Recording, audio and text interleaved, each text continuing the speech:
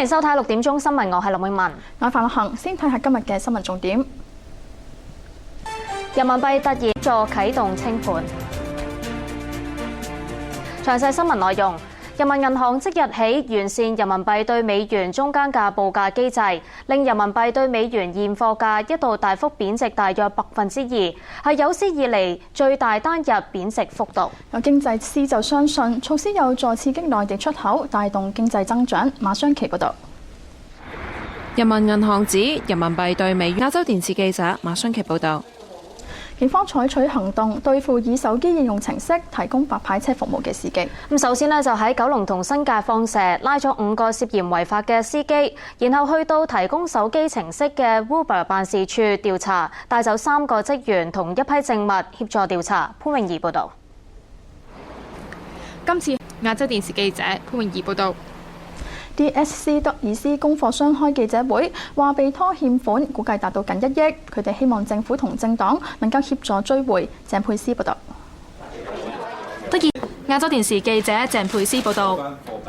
警方晏晝將德爾斯創辦人許明信夫婦帶返去觀塘嘅總部調查。而勞工及福利局局長張建宗表示，已經要求許明信簽署無力償還聲明，以協助員工申請法援，啟動清盤程序。實習記者文嘉琪報導。要破要發生。處理。亞洲電視記者文嘉琪報導。日本首相安倍晉三喺今個禮拜稍後會發表二戰結束70週年講話，到時會提到今後會遵守不容許侵略嘅國際原則，但係咪會寫上道歉嘅字眼，至到而家仍然未有最後定案。孫兆勤報導。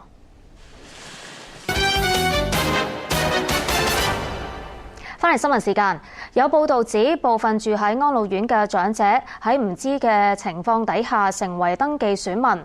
選舉管理委員會就話，經過核查之後，暫時未有發現有人係不自願嘅情況底下被登記。陳傑報導。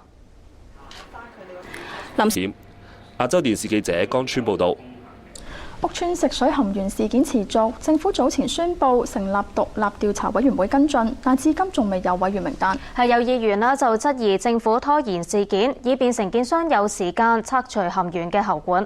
實習記者簡貝興報導。特首亞洲電視記者簡貝興報導。